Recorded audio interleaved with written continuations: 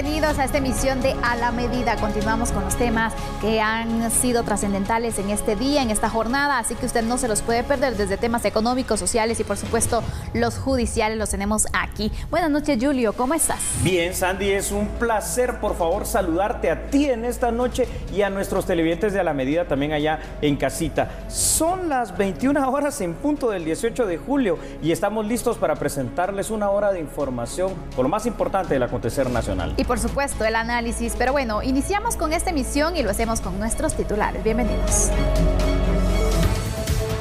Deben rendirle cuentas al CACIF. Empresarios solicitan que la Corte de Constitucionalidad responda 6 puntos sobre el caso de la minera San Rafael. ¿Estamos mejor o peor? Ya pasaron 21 años desde la creación de la Policía Nacional Civil. Analizaremos el estado actual de la institución encargada de dar seguridad en el país. A un paso de la anarquía, con armas de fuego en mano, patrulleros de Bárcena Villanueva lanzan amenazas, defensa propia o violación a la ley. Un día sin mucha actividad en Torre de Tribunales. Ante amenazas, el sistema penitenciario decidió no trasladar a privados de libertad, atrasando los casos nuevamente. El caso de Amatitlán, de mal en peor. Vecinos denuncian que han perdido 5 metros de profundidad por las acciones de empresas areneras que operan en el área.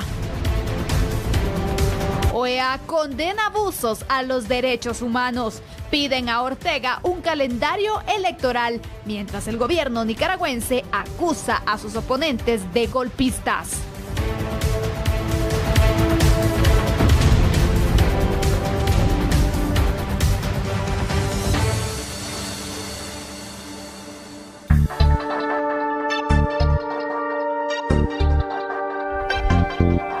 Iniciamos con el primer tema y lo hacemos hablando de la cúpula empresarial, porque ellos solicitaron a la Corte de Constitucionalidad un informe sobre el avance del expediente de la suspensión de la minera San Rafael. Y es que luego de 276 días sin conocerse una resolución del caso, se registran pérdidas millonarias. En este caso, suman ya 378 días sin operar y 266 días sin que la Corte de Constitucionalidad resuelva. Lo anterior ha provocado el despido de 500 personas, lo que a su vez representa 500 familias que perdieron una fuente de ingresos y de oportunidades de desarrollo. Son también 5.500 empleos indirectos perdidos, y en lo que corresponde a la economía del país, se ha dejado de percibir 1.887 millones entre impuestos, regalías, pago a proveedores y salarios. Esperamos que la Corte de Constitucionalidad actúe con transparencia y responda con precisión a las peticiones formuladas en el memorial que hemos entregado este día con base en la ley citada. Los plazos se han vencido y Guatemala necesita enviar mensajes claros de certeza jurídica en estos momentos cuando la inversión y las oportunidades de desarrollo para los guatemaltecos se ven bajo una eminente amenaza. El CACIF resalta que la empresa podría ampararse en tratados internacionales para presentar una demanda contra Guatemala. Respecto al otro tema, sí hay un riesgo de que la entidad afectada pueda presentar un reclamo mediante el CAFTA, mediante las regulaciones del CAFTA, contra Guatemala por los daños y perjuicios causados. Precisamente los miembros de la Junta Directiva del CACIF presentaron un memorial en este día para conocer el proceso que ha tenido el caso de la minera San Rafael. El CACIF ha solicitado conocer varios aspectos. Primero, el nombre del magistrado ponente de este caso, el número de veces en que los magistrados han presentado ponencias, se han reunido, qué es lo que ha pasado, qué actuaciones ha tenido esto, audio y video de la presentación y retiro de las debidas ponencias, el estado administrativo del actual expediente dentro de la Corte de Constitucionalidad y entre otros puntos. De alguna manera también creo que es necesario hacer ver lo siguiente: van 378 días que el caso de Minas San Rafael no está operando por esta situación jurídica, de los cuales 266 días han pasado sin ninguna resolución por parte de la Corte de Constitucionalidad. Esto lo que afecta, según lo que dicen los miembros del CACIF, es en la certeza jurídica en primera instancia, Sandy, y luego obviamente en el tema de las inversiones, que tanto necesitamos en este país, como crear también fuentes de trabajo, ¿no? Por supuesto, en este caso la cúpula empresarial está solicitando a la CC que le pueda indicar cómo va el proceso y qué ha pasado, porque imagínate, son más de 300 días en los cuales no está operando esta minera. Pero ¿crees tú que sí se le tiene que dar esta rendición de cuentas al CACIF, o prácticamente los magistrados podrían quedarse simplemente con una negativa de esta solicitud? A ver, esta pregunta es bastante importante. Sabes, yo creo que al final de cuentas lo que se debe hacer es cumplir con la ley. Tienen un caso, como muchos otros que tienen, pero tienen que resolverlos.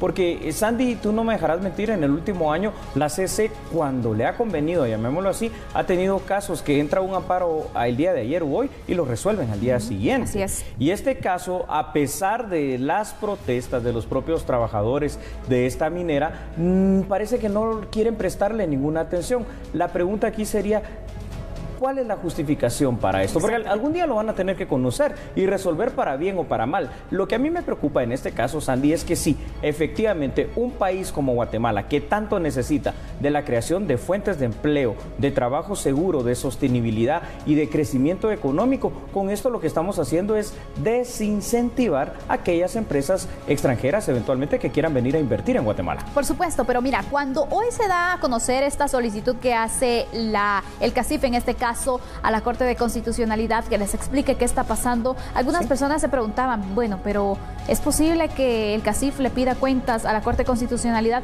pero hay que verlo desde el punto del acceso a la información pública, porque eso es un caso público. Mira que bueno, ese análisis y ese aspecto que quieres que tratemos, Sandy, sí, por favor, me parece bien importante. Sí, hay dos aspectos jurídicos que definitivamente hacen que puedan pedir con toda justificación información. Uno, ya lo mencionaste tú, la Ley de Acceso a la Información Pública, que es válido y está vigente para toda institución pública y para el actuar mismo de la Corte de Constitucionalidad. Pero otra situación importante que debemos de recordar es que la Constitución Política de la República de Guatemala, en su artículo 28, otorga el derecho de petición. Claro. Y a través de este derecho de petición, cualquier guatemalteco, no necesariamente gremial, como en este caso, puede hacer una solicitud a la autoridad competente. Y en este caso yo creo que la solicitud también es bastante simple y sencilla. Es decir, quieren conocer qué es lo que ha pasado, si se ha hecho algo o no se ha hecho nada, si se va a resolver o va a quedar en el olvido, porque también al final de cuentas tú has visto cómo está ya desde hace meses la Corte de Constitucionalidad. Sí. Es una vergüenza la entrada, porque se mira muy mal con toda la gente precisamente afectada por este tema dentro de los trabajadores de la minera específicamente, que ahí tienen esa situación de protesta, y parece ser que a los magistrados esto ni les importa ni les interesa, y eso es lo que llama la atención. ¿Será que se acostumbraron a tener este plantón que ya lleva varios meses ahí, bien la dicho, verdad? Imagínate. Pero bueno, tenemos diferentes partes, diferentes personajes que se ven involucrados aquí en esta escena. El lado de los dueños, los propietarios de la minera San Rafael, también tenemos a los trabajadores y sus familias, obviamente, que se han visto afectadas. Correcto. Y tenemos a los pobladores que, bueno, tienen algún tipo de inconformidad ante este proyecto, pero todos coinciden en algo, en que este tema ya se tiene que resolver. Eso es lo importante, porque ya sea para bien o para mal, aquí obviamente lo que estamos diciendo es que el caso debe conocerlo la CC y debe resolverlo. Lo has dicho de una manera muy puntual y muy acertada, porque por supuesto que situaciones como las mineras aquí en Guatemala todavía generan esos sentimientos encontrados.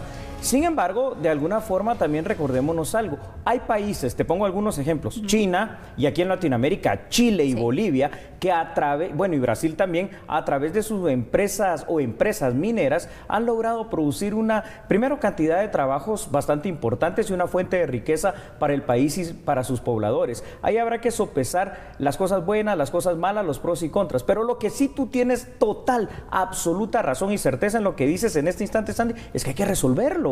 Es que no puede seguir en ese impasse, ¿verdad?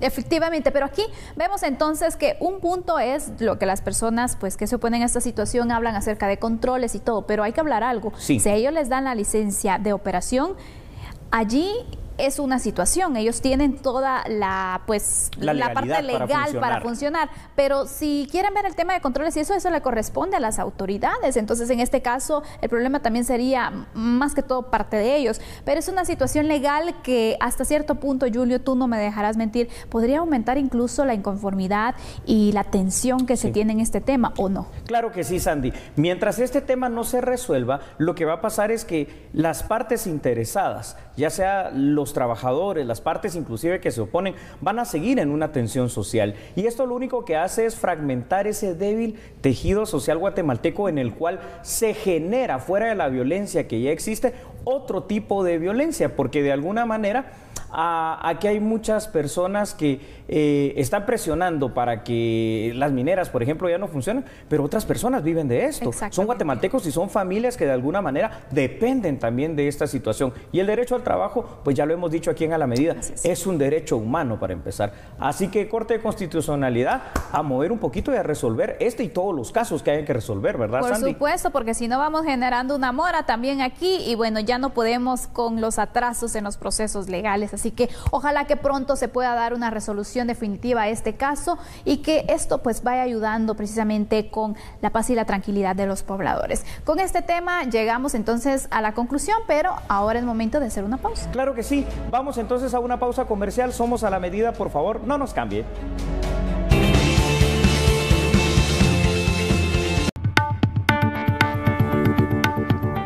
Y en este tema, el binomio presidencial y las autoridades del Ministerio de Gobernación conmemoraron el 21º aniversario de la Policía Nacional Civil.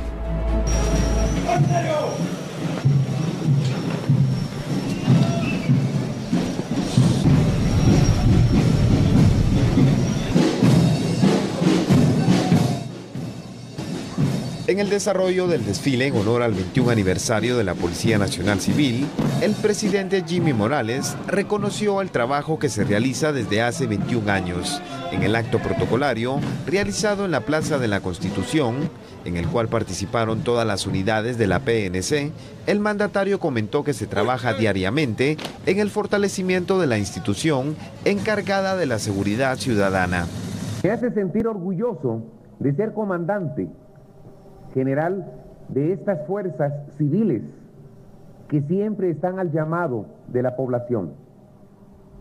He tenido el privilegio de poder estar al frente de ustedes durante los 2 años y medio anteriores y me puedo sentir orgulloso juntamente con ustedes de los buenos resultados que se le han entregado a la sociedad guatemalteca, a la región y al mundo. No solamente han ayudado a que se desciendan algunas tasas o algunos indicadores como las muertes de los homicidios por cada 100,000 habitantes, que es una tasa muy importante en la evaluación de seguridad, sino todos los indicadores en contra de la vida y en contra del patrimonio han ido al descenso. Adicional a todas estas labores que ustedes están haciendo contra las amenazas regionales. Y al vernos marchar con esa dignidad, con esa gallardía, con ese orgullo, yo me siento también juntamente orgulloso con ustedes. Por su parte, el ministro de Gobernación, Enrique Antonio Degenjar Asturias, agradeció la disciplina, respeto y compromiso que demuestra el personal de la Policía Nacional Civil a las cadenas de mando. Han fortalecido a la institución que hoy está aquí representada. Siéntanse orgullosos cada uno de ustedes por el trabajo que desempeñan, sea administrativo, sea operativo, sea investigativo. La sociedad guatemalteca necesita de ese compromiso que ustedes aplican a diario. En el desfile participaron varias unidades de la Policía Nacional Civil, entre narcóticos, Lobos Grill, Polimerc, antiexplosivos, Politur, recursos naturales, ORP y aspirantes de la academia además de representantes de los 7 distritos. 21 años exactamente desde que se creó la Policía Nacional Civil. Esta fue creada en fecha 17 de julio de 1997, después de la firma de los acuerdos de paz que le dan esa entereza a esta institución. La Policía Nacional Civil vino a sustituir a la antigua Policía Nacional. Surgió en su momento para poder fortalecer el poder civil y para dar un mayor respeto a los derechos humanos. Una institución cuya función principal es proteger y garantizar en el ejercicio de los derechos y libertades de las personas a cada guatemalteco, previniendo, investigando, combatiendo el crimen y el delito. Actualmente la Policía Nacional Civil tiene un estado de fuerza de 39.970 agentes activos, la única institución dedicada a tareas de seguridad ciudadana a partir de 21 años atrás es hoy por hoy la Policía Nacional Civil, Sandra. Julio, yo te pregunto, y también para que aclaremos y las personas puedan tener este panorama más amplio, ¿qué diferencia hay entre la Policía Nacional que estaba antes de los acuerdos de paz y la Policía Nacional Civil que se manda a crear precisamente cuando se logran estos acuerdos? Claro que sí, Sandy, una pregunta muy importante. Dentro de los 13 acuerdos de paz hay uno muy importante, como todos también lo fueron, que es esa nueva función o nuevo papel que se le dio al ejército en una sociedad democrática y que incluía, porque antes el ejército, fíjate, hasta el conflicto armado interno, el ejército tenía funciones de seguridad ciudadana. Con este acuerdo, el ejército pasa a tener otras funciones y se crea una institución de carácter civil, porque la diferencia con Policía Nacional es que tenía una estructura militarizada, precisamente, Sandy. Y esto se basa sobre unos principios sólidos de respeto a las garantías procesales, a los derechos humanos y realmente a todo el orden institucional y legal que guarda Guatemala. Esta es básicamente la diferencia que debe haber. Ahora, ¿qué es lo que pasó? Lo que pasó es que copiamos un modelo que tampoco es el mejor modelo para el caso de Guatemala, porque fue de la Guardia Civil Española con una mezcla de lo que pasa en Sudamérica, tanto en Chile como en Colombia, y no creamos un modelo de Policía Nacional Civil guatemalteco propio. Sin embargo, a 21 años, a pesar de los cuestionamientos, a pesar de las situaciones negativas y de todavía algunas situaciones de corrupción aislada que se están tratando de autodepurar, han habido avances en la PNC, pero todavía no son suficientes.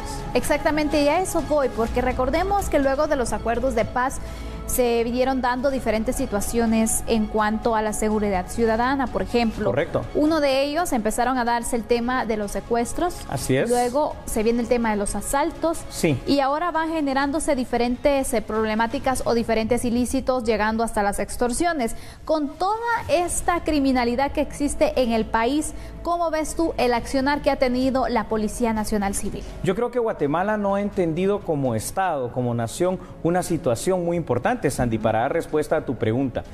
Guatemala no le ha puesto el interés a lo largo de muchas décadas para que la seguridad sea uno de los ejes centrales que deben de fortalecerse. Por ende, de alguna manera, aquel dinero que se ha invertido en Policía Nacional Civil, fíjate que más del 80% del presupuesto de ellos se va en la parte administrativa, es decir, en el pago de salarios. ¿Eso en qué los limita? Los limita en tener mejores equipos, tener más elementos y mejor armamento. Y no es posible en este instante, Sandy, tú has visto el crimen organizado, todos con armas largas, con otro tipo de vehículos. La Policía Nacional Civil todavía maneja como mayor cantidad de armas, pues pistolas 9 milímetros, que difícilmente de alguna manera pueden ser efectivas ante armas largas. Además, no todos los policías de alguna forma cuentan con chalecos antibalas. Ya es una situación que los pone en otra desventaja. Pero por si fuera poco, si nos vamos a las sedes policiales, y este ha sido un problema de hace muchísimos años, las condiciones no son dignas. Los turnos de 15 horas son tremendos y la separación de las familias del policía con el despliegue policial que se hace, porque el estado de fuerza mayoritariamente, Sandy, son de personas originarias de Jutiapa y de San Marcos, pues hace que de alguna manera sea una institución todavía débil. Cuando inició había confianza en la Policía Nacional Civil. Hoy por hoy, en una encuesta que se realizó precisamente el día de hoy, el nivel de aceptación fue del 25%, Sandy.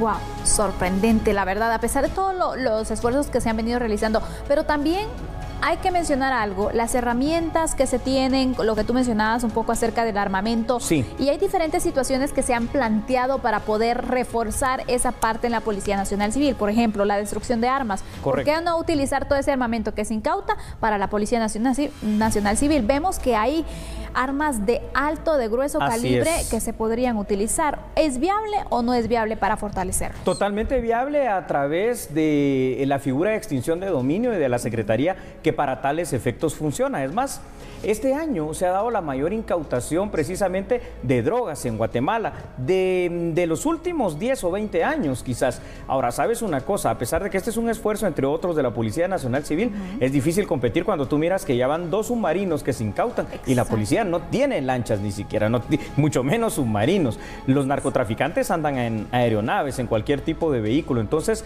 sí vemos que ha habido un esfuerzo para tratar de hacer lo que ellos pueden. Pero partamos también de otra base, Sandy. Un país como Guatemala, de entre 17 millones, 19 millones aproximadamente que seamos, por ahí, un rango, significaría que en el estándar internacional necesitamos entre 60.000 a 70.000 efectivos de Policía Nacional Civil. ¿Y cuántos hay? Casi 40.000. Todavía hay un gran déficit, por lo menos de 30.000 efectivos. ¿Esto qué significa? La policía se divide en 3 turnos efectivos de trabajo. Al día de hoy, en este momento, para todo el país, habrán aproximadamente unos 7.000 agentes diseminados en los 108.889 kilómetros cuadrados que tiene nuestro país. Todavía son muy pocos. Y esta situación es lo que de alguna manera no hemos logrado entender. La inversión, esto depende no solo de temas de voluntad política de las autoridades encargadas de gobernación y de seguridad, sino sobre todo del Congreso, y que la población entienda que hay que invertir para su seguridad. Por supuesto, y vemos entonces diferentes situaciones que pues enmarcan la seguridad ciudadana en este tema, la Policía Nacional Civil, que es el ente encargado, y sobre todo hablamos del tema del salario de los agentes. Bravo. Que eso podría ser también algo motivador para que ellos puedan realizar su trabajo de la mejor manera, y no estoy diciendo que no lo hagan, pero también evitar que algunos caigan con grupos delincuenciales. Claro que sí. Yo creo que esto, para concluir este tema, es muy importante. Una dignificación en cuanto a salarios y el respeto y fortalecimiento de la carrera profesional del Policía Nacional Civil, y además que hayan más profesionales. Y una última cosa, Sandy. Aquí en Guatemala se forman en 10 meses. En otros países como Chile estudian 4 años para poder ser policías. Necesitamos fortalecerlos y dignificarlos como institución. Y bueno, concluimos con este tema, pero ahora es momento de pasar a otras noticias.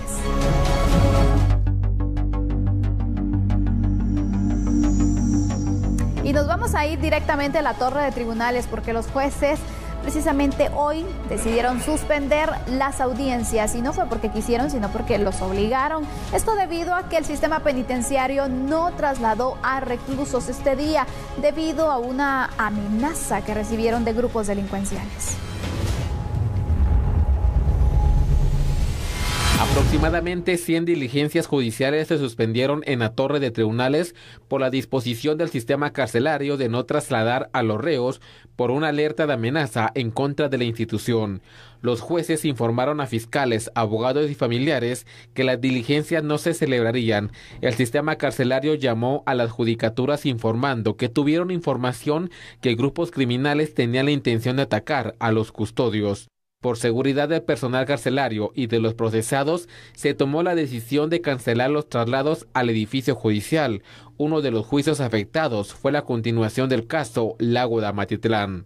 Recibieron una alerta de posibles represalias de grupos criminales en contra del sistema penitenciario en primer lugar, y luego en contra del Ministerio Público y en contra de algunas otras autoridades del sistema de justicia. Entonces nos vimos por prudencia también, en la obligación de suspender la continuación del debate que usted menciona. Esto escapa de las manos de ellos. Obviamente los juzgadores programan con anticipación las audiencias en los juzgados, en los tribunales, para poder celebrar las diligencias y resolver la situación legal de aquellas personas sujetas a una investigación, pero obviamente están anuentes a las disposiciones del sistema penitenciario, como en esta oportunidad una amenaza en contra de la institución. Algunos juzgadores decidieron reprogramar las diligencias para la próxima semana. La amenaza de grupos criminales en contra del sistema carcelario puede continuar en las próximas 48 horas. Sandy, acabamos de hablar de los 21 años de la Policía Nacional Civil, pero en unos minutos vamos a hablar de una situación dramática que está sucediendo en Bárcenas, Villanueva. Así es, siempre relacionado con la seguridad ciudadana. Usted no se puede perder este tema y por supuesto el análisis que hemos preparado para usted. Pero es momento de una pausa, regresamos en breve. Somos a la medida.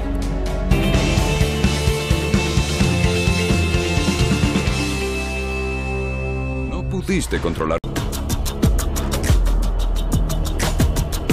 Gracias por continuar con nosotros. Hablemos de las acciones de patrulleros que para expertos podrían generar más violencia y conflictividad. Pero escuchemos más acerca de este análisis que hacen especialistas en seguridad.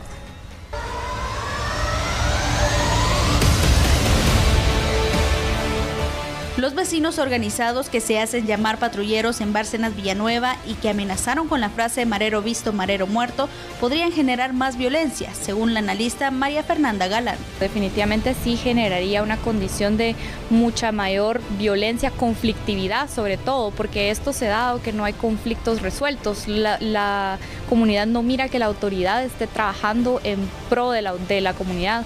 Entonces esto genera que tomen acciones, pero no necesariamente son acciones encaminadas o que vayan a tener un resultado adecuado, sino genera violencia, genera también más conflictividad, conlleva una responsabilidad penal el que estas personas, por ejemplo, disparen hacia los mareros o porten armas que no estén registradas, porten armas sin tener la debida licencia o se hagan acompañar de armas blancas. Esto es bastante peligroso, puesto que además de que incita a la violencia, puede también ser peligroso para quienes están siendo parte de esta patrulla. La analista hace un llamado a confiar en las acciones de las autoridades para no empeorar la situación y convertirse en victimarios.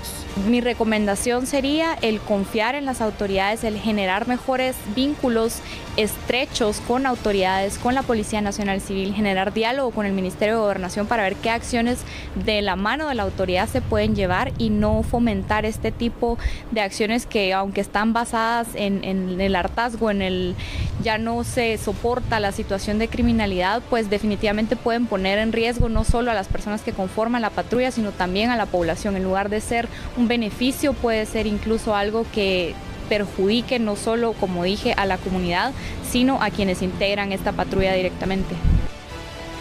Bueno, usted ya lo vio ahí precisamente en las imágenes de A la Medida. Un grupo de vigilantes opera en el sector de Bárcenas, Villanueva, desde hace algún tiempo. La consigna de estos patrulleros es clara: marero visto, marero muerto. Esta medida fue tomada por la desesperación ciudadana ante la extrema violencia que se vive en la aldea Bárcenas del municipio de Villanueva. Ahora, la única fuerza pública allí presente es la Policía Nacional Civil, pero no con un número suficiente de elementos para poder de alguna manera controlar el fenómeno criminal de las pandillas principalmente.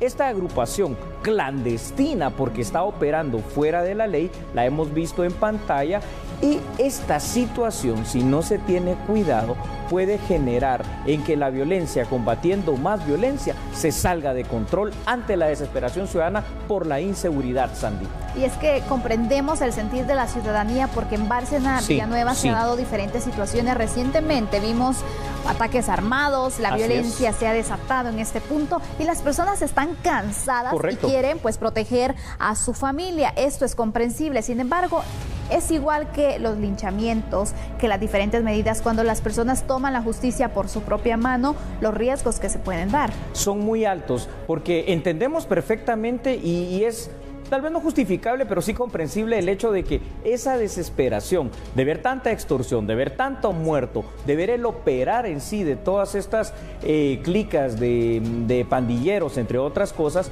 hace que los vecinos digan: hasta aquí, organicémonos. La organización no es mala, pero quizá la forma es la que está fallando, Sandy, porque esta organización debería de haber ido de la mano precisamente de la Policía Nacional Civil, de la mano de la municipalidad, para tener ellos también un resguardo, porque ¿qué pasa si esta agrupación viene y de verdad le da muerte a un marero? Ellos se pueden meter a problemas legales, ¿no? O sea, tratando de hacer algo bueno, pueden tener una repercusión muy mala. Pero también, Sandy, han habido algunos grupos en otros municipios, ¿te recuerdas? San Juan Zacatepeques, por ejemplo, donde estos grupos empezaron a abusar de ese poder y se salieron de control. Y es que a eso iba. Precisamente esta organización ciudadana carece de ciertos controles. ¿Cómo ves tú entonces si las personas están pues tapadas de sus rostros, encapuchadas en algunos casos, si en realidad una de esas personas que andan ahí es parte del grupo que quiere pues proteger a la ciudadanía o son infiltrados? Eso también es muy cierto, ¿verdad, Sandy? Porque no creo que se pase precisamente esos filtros para saber que la persona sí es un ciudadano de bien. Exacto. Entonces, yo creo que la mejor recomendación en este momento para los vecinos organizados allá en Bárcenas, Villanueva, es el hecho de que no arriesguen su vida de esa manera y que puedan organizarse, sí, para hacer tal vez algunos patrullajes preventivos, pero con el acompañamiento de las autoridades, ¿verdad, Sandy? Para que esto de alguna forma, primero no los ponga en riesgo a ellos, no ponga en riesgo a otros vecinos, porque aquí una cosa que a mí me llamó la atención es que los mareros respondieron. Claro. Marero visto, marero muerto. Patrullero visto, patrullero muerto. Aquí se ha declarado la guerra prácticamente. Total. Entonces la situación se podría salir de control incluso. Sí, porque los pandilleros no van a estar precisamente... ya tienen experiencia aparte de eso. Para empezar, ni necesariamente van a estar atacando a estas personas, pueden atacar a la población civil. Y esto, de alguna manera, es lo que hay que tratar de evitar. Bien dicen por ahí los dichos populares, ¿verdad? Como que eso de fuego con fuego no es la mejor forma de combatir la violencia. Y tú dabas un ejemplo muy claro. A veces la desesperación ciudadana hace que se tomen medidas extremas como con los linchamientos, pero tampoco esa es la situación. ¿Saben por qué? Porque si nosotros obviamente estamos hartos y cansados en Guatemala de la violencia, no podemos responder nosotros también ciudadanos de una manera igual con tanta violencia. Pero sí es un llamado fuerte de atención a las autoridades de la Policía Nacional Civil para que tomen el control de ese lugar. Efectivamente, vamos a ver entonces qué es lo que sucede. Ojalá que no se dispare la violencia en este punto y no se dé pues esa pues pugna que se tiene entre los delincuentes, entre los ciudadanos, y que la situación no se salga de control, porque sabemos que muchas familias serían afectadas. Claro que sí, y además puede pasar en más lugares, ¿verdad, Sandy? Así es momento de concluir este tema, pero le vamos a dar seguimiento precisamente porque las medidas se mantienen y obviamente las amenazas también se han hecho llegar. Es momento de conocer información y también es información de último momento que surge, Julio. Muy bien.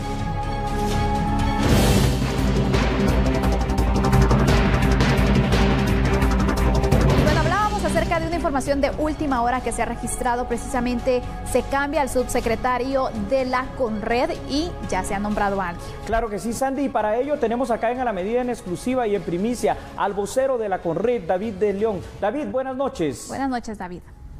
Buenas noches, un gusto saludarle. David, ¿se nos pudiera comentar acerca de este cambio que realizan en la subsecretaría? ¿Quién es ahora el que estará al frente? Bueno, sí, una decisión que se toma desde el Ejecutivo, el cambio del subsecretario de Gestión para la Reducción del Riesgo de la CONRED.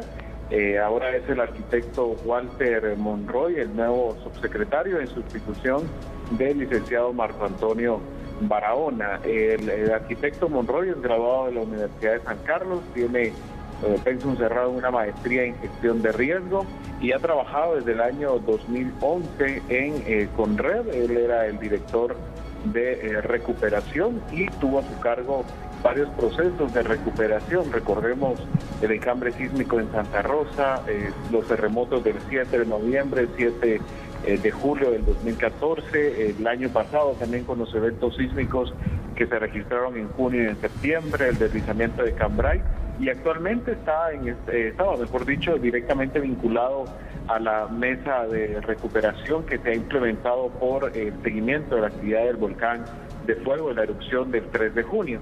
Y esta noche se toma la decisión desde el Ejecutivo de nombrarlo como el nuevo subsecretario de Gestión para la Reducción del Riesgo de CONRED.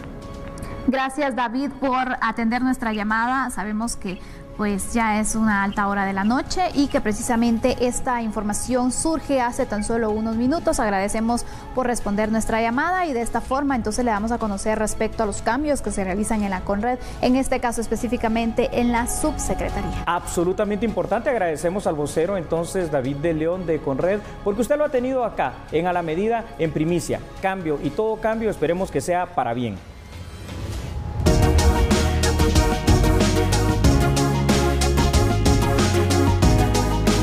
Momento de de conocer otras noticias, los casos de deportación en Guatemala se mantienen. Según el Ministerio de Relaciones Exteriores, en Guatemala, en lo que va del año, hay 25.367 connacionales que han sido regresados a Guatemala.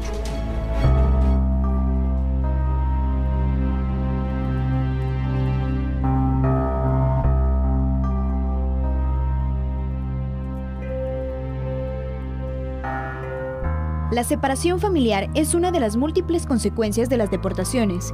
Quienes resultan más afectados son los niños, niñas y adolescentes. Suelen presentar duelo migratorio, que son los sentimientos de tristeza y frustración por la desvinculación con su familia, compañeros de escuela y vecinos. Como primer punto tenemos que recordar que son niños los que viajan junto con sus papás, que pues se le llama unidades familiares. A la hora de hacer este desvínculo emocional abrupto, porque se da de una forma abrupta, pues el niño ya tiene varias consecuencias a nivel física, cognitiva, emocional y pues social, cultural, ¿verdad? Dentro de lo físico podemos ver que los niños pues comienzan a llorar, puede haber alteraciones a nivel pues hormonal para las adolescentes, para los jóvenes también. Dentro de lo físico también puede ser el llanto, muchas características, dolor de cabeza, dolor de estómago, pues hasta diarrea, ¿verdad?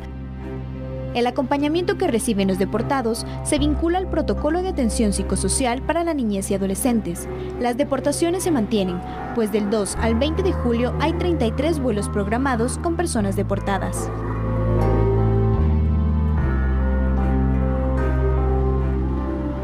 Las niñas siguen siendo esposas de adultos en Guatemala, a pesar de la prohibición de ley, pero 2 de cada 3 uniones entre adultos y niños no son ilegalizadas.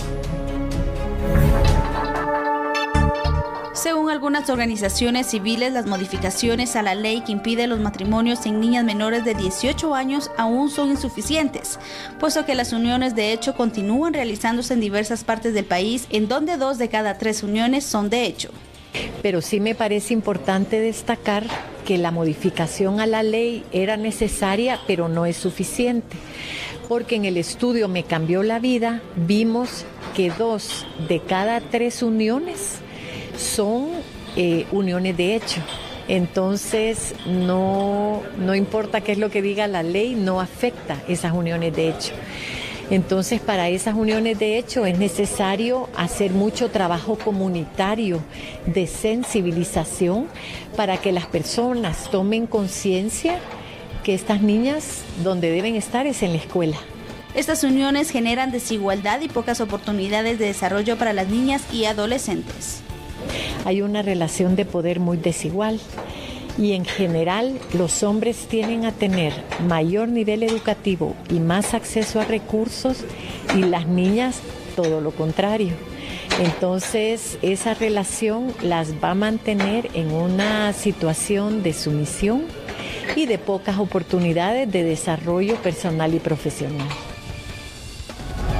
Y es momento de realizar una nueva pausa, pero todavía tenemos noticias y sobre todo las internacionales. Claro que sí, así que no se despegue, regresamos en unos instantes, somos a la medida. En las noticias de esta jornada, el lago de Amatitlán ha perdido 5 metros de profundidad debido a la acumulación de arena. Los vecinos están cansados de esta situación. Vecinos del lago de Amatitlán se reunieron en el Congreso de la República para denunciar a empresas areneras que operan en el área. Según los comunitarios, estas no están tomando las medidas ambientales adecuadas, lo que afecta al lago. Lo primero que hacen es sacar todo el material que no les sirve a ellos, hasta que llegan al material que necesitan. Pero ese material no lo extraen hacia ningún lado, sino que lo dejan a flor de tierra y al llover va a dar al río Villalobos, va a dar al municipio de Amatitlán, las que están en parte alta de allá, y entonces eso tiende a que en el lago se vaya solvando, porque realmente la muerte del lago no es parte de la contaminación, sino que es el asolvamiento. Don Luis Morales indicó que la profundidad del lago en 1958 era de 90 metros y en la actualidad es de 27. Por ahora, las autoridades de ambiente indicaron que revisarán las licencias de 7 areneras que operan en el área para verificar si cumplen con los requisitos ambientales de la actualidad. Sí, estamos en análisis de los instrumentos, porque estamos en análisis de los instrumentos y sus compromisos ambientales para nosotros ya solicitar una actualización del instrumento ambiental. Eso es lo que nosotros como ministerio, pues estamos ya que como lo dije, nuestro nuevo reglamento nos permite solicitar estas actualizaciones. En estos momentos, pues vamos a iniciar con esta actividad que no era la que teníamos en la planificación como íbamos nosotros, para que podamos tener los resultados que estamos pues viendo y lo que la población acá está manifestando, ¿verdad? Y en otras noticias de esta jornada, el diputado Felipe Alejo se pronunció tras darse a conocer el rechazo que la Corte Suprema de Justicia hizo sobre la recusación que presentó. Yo voy, como le reitero, a hacer una defensa en este tema en donde corresponde y, como le reitero, tranquilos, les dije, preséntenme dónde me he quedado yo algo, porque me acusan de cohecho, cohecho es haber recibido dinero. ¿En dónde está un cheque? ¿En dónde hay un centavo? Yo ya tengo todas mis cuentas certificadas del banco en donde yo no recibo absolutamente nada. Y ellos lo saben muy bien y lo saben muy bien también porque la IBE puede revisar todo este tipo de temas. Donde no hay nada, donde las mismas empresas dicen que yo en ningún momento cobré absolutamente nada ni que solicité pago alguno. Yo hice una recomendación a una persona para que pusiera un amparo que es 100% legal. Eso es absolutamente todo. Sin embargo, vinieron ellos y quisieron armar una gran historia, que fue lo que armaron, y tratando de condenarme ya con una condena mediática ante los medios de comunicación. Pero como le reitero, sigo en la lucha. Y una misión de empresarios guatemaltecos viajarán a Nicaragua para reunirse con sus homólogos de la región centroamericana. Con esto buscan que organismos internacionales puedan resolver la crisis que se vive en el vecino país. Estamos solicitando ya la intervención de los organismos internacionales, de la Organización de Estados Americanos, de la Comisión Interamericana de Derechos Humanos, porque ya la situación en Nicaragua se ha vuelto insostenible. El tema ya no es de diálogo, esa etapa de diálogo ya terminó. El tema es cómo restaurar la democracia en Nicaragua y establecer una transición. Para eso existe la Organización de Estados Americanos, para eso existe la Comisión Interamericana de Derechos Humanos, para tomar las decisiones. La han tomado en el pasado y esperamos que la tomen en los próximos días. Empresarios resaltan que luego de 3 meses de crisis política en Nicaragua, la violación a los derechos humanos y la muerte de ciudadanos ha impactado a la región centroamericana.